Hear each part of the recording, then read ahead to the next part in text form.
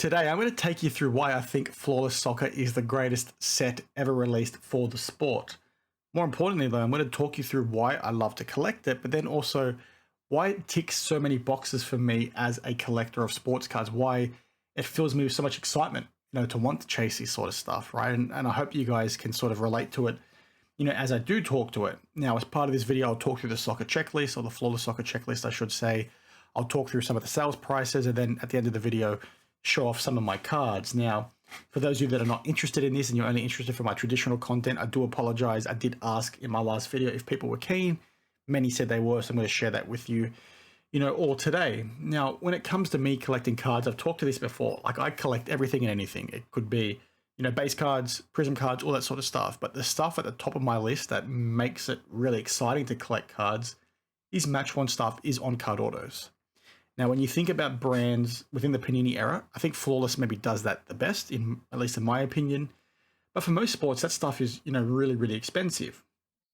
The really cool thing with soccer, though, is that it's actually not that expensive these days for the most part, and everything is match one and everything is on-card auto, and it's a great looking set. So for me as a collector, actively trying to chase things to enjoy, right, match one stuff, on-card autos, Flawless Soccer makes the most sense. And as a fan, being able to own a piece of a card that's been held by the player, that's got an on-card auto, that has a piece of a jersey or a boot that they wore in a match, just takes collecting to that next level for me, right? Because I can sit back and be a fan of that team, watch the game that maybe the jersey's from, if I can manage to do some research, which I've done for some cards, and enjoy that game even more, right? It takes collecting to the whole other level for me because, yeah, collecting pictures of men is a weird thing to do, but when you've got a piece of a relic in there or an on-card auto, for me, at least for me, it just takes it to a whole other level. And I hope you guys can relate. And the reason why I think Flawless Soccer is great is because it ticks all those boxes, right? It is match one, it is on card auto, it is clean looking cards, and it is affordable.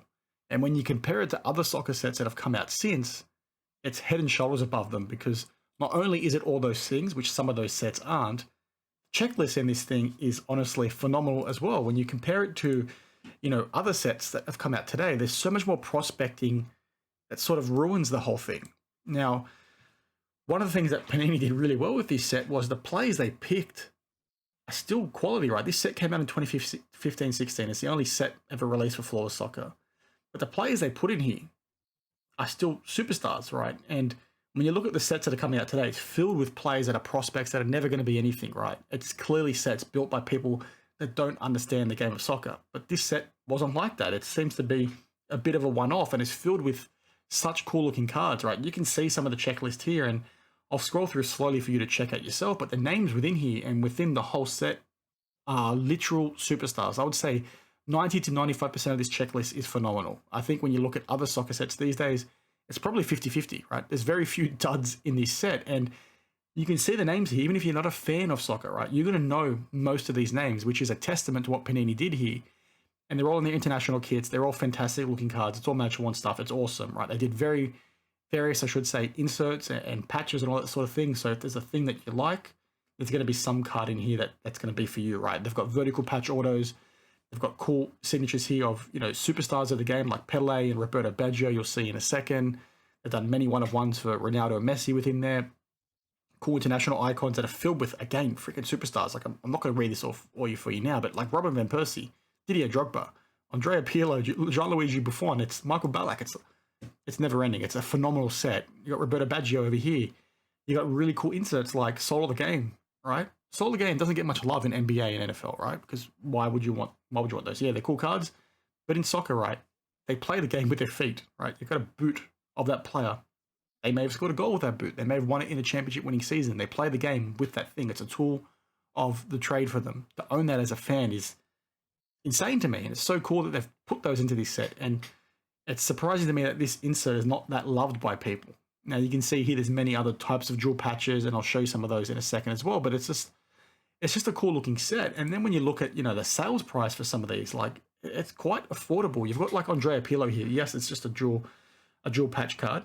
Right, no water or anything like that, but he wore that piece of relic in a game, and it only sold for $140, which I think was shield bid as well. I'll get to that in another video, actually.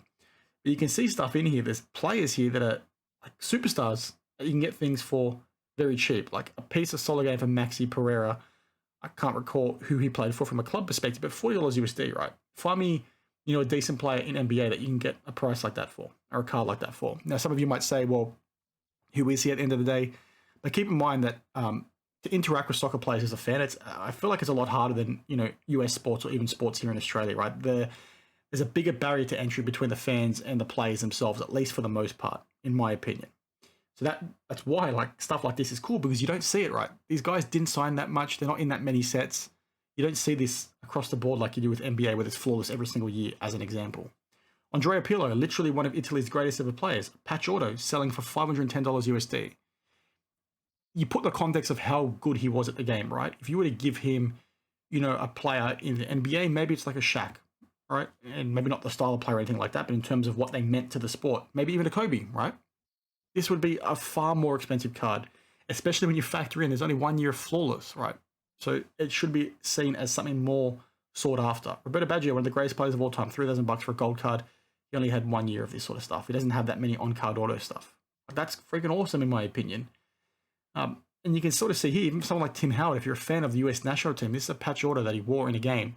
$93 USD. Like that's really affordable. Yes, he's a goalkeeper, but it sort of, is what it is, and goes to the point as to why I think this set is so good, because you compare it to Immaculate, you compare it to Eminence, you compare it to some other sets from soccer, mainly Immaculate and NT, and it's on a whole other level. The checklist is so much better, the patches are better, everything's on card or there's no stickers, it's match worn, it's just not comparable, and people seem to not appreciate it as much as they should, which has always taken me by surprise, to be honest. It's good for me because it's affordable, and maybe this video is going to hurt me like I did with some of my Dragon Ball Z videos where people saw what I was talking about and then pushed the price up of things. But I want you guys to be more aware of this stuff. I want you guys to collect this sort of stuff. I'm not a pump and dumper. I just think this stuff is so freaking cool. Now, I wanted to show you some of my cards via my camera, but it looks like crap, so I'm just going to show it to you via my Instagram instead.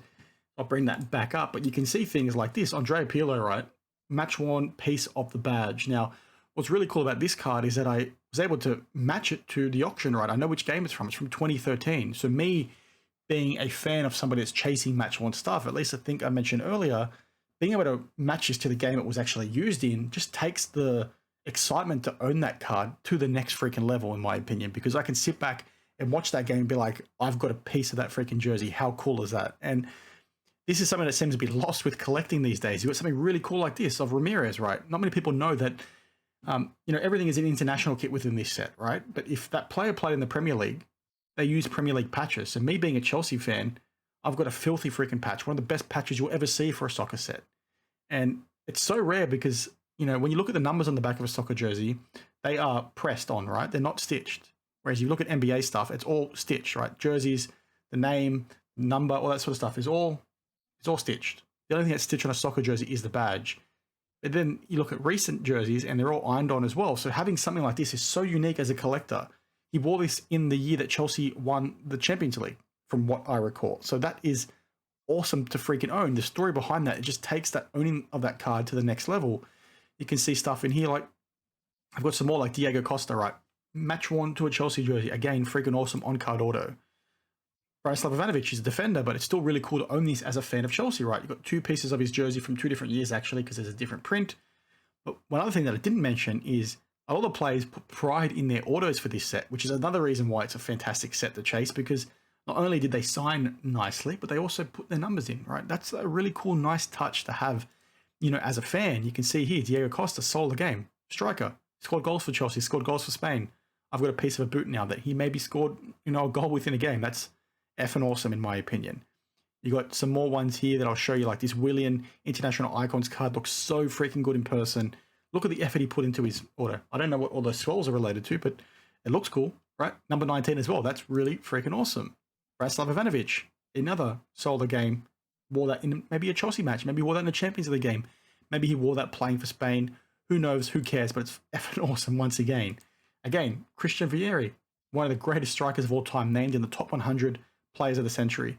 His nickname is Bobo. He signed Bobo, number 32. He wore that during his most prominent club stint. That stuff is just so cool to own to me. There's a few others that I do own that are not on my Instagram, so I do apologize. But that's why I love to collect this set. That's why I love I love chasing, match one stuff. It just takes collecting to the next level. So I'm keen to hear what you guys have to say and whether you share, the same thoughts. Maybe where you think I'm an idiot, right? I'm happy to be hated on and all that sort of stuff, especially for the fact that I've got a bald head and there's no hat today. But I love collecting match one stuff. It's so awesome. Flawless does it better than anything else. It's clean looking cards. The autos, when they're done right, look so good. When they're match one patches, it just takes it to the next level. I feel like I'm repeating myself now. So share your thoughts down below and I'll see you guys in the next one. Cheers.